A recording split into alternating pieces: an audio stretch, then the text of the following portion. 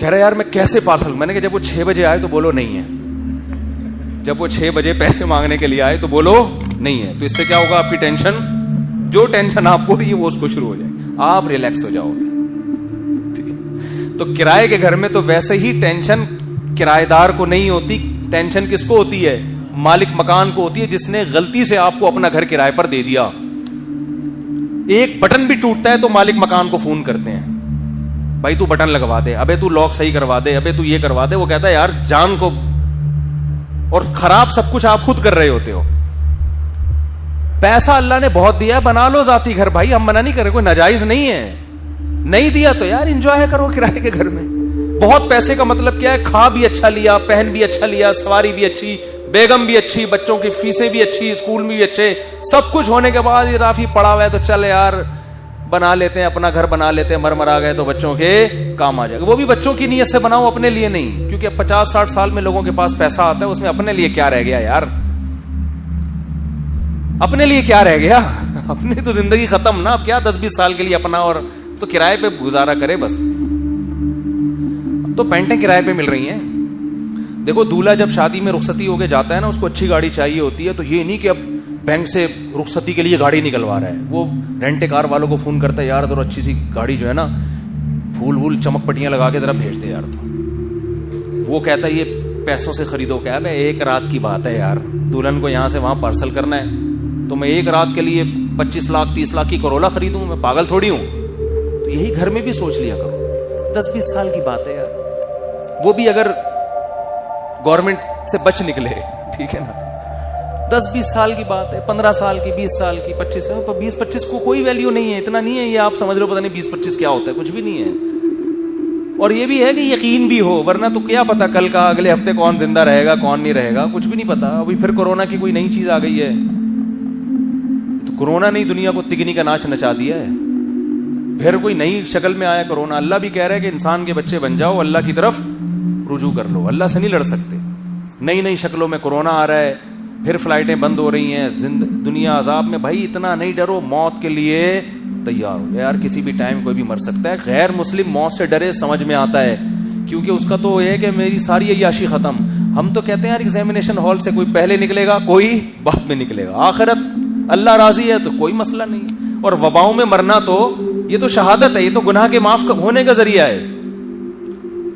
حدیث میں آتا ہے طاعون وبا مسلمان کے لیے رحمت ہے اور نافرمانوں کے لیے عذاب ہے. یہ تو رحمت ہے اللہ کی. تو دوسرا کام کیا کرنا ہے میرے بھائی, دنیا کو مسافر خانہ سمجھنا ہے. آپ کی ضرورت 2 ٹائم کی روٹی ہے بس, وہ ٹماٹر بیچ کے مل جائے یا وہ ادرک لہسن بیچ کے مل جائے آپ کو, 2 ٹائم کی, یا پھر فری میں مل جائے. بعض دفعہ نہیں ہوتا تو کسی ٹرسٹ کے دسترخوان پہ آدمی کھانا کھا لیتے جا کے. 2 ٹائم پیٹ بھر کے کھانا مل گیا, رات کو سر چھپانے کی جگہ مل گئی, بس. پیغمبروں کو یہی کچھ ملا ہے, ٹھیک ہے نا, پیغمبروں کو یہی کوئی. اور اس پہ وہ اللہ کا بڑا شکر ادا کرتے تھے کہ اللہ کا دیا بہت کچھ. اور جو سیٹنگ کا جہاں تک مسئلہ ہے, یہ والی کی ادھر کیوں ہو گئی, یہ بھی تھوڑے دنوں میں بڈھی ہو جائے گی, جیسی نظر آ رہی ہے ایسی نہیں رہے گی. 1975 میں جو اداکارائیں تھیں نا, ان کو دیکھا کرے 2021 میں کیسی لگ رہی ہیں. وہ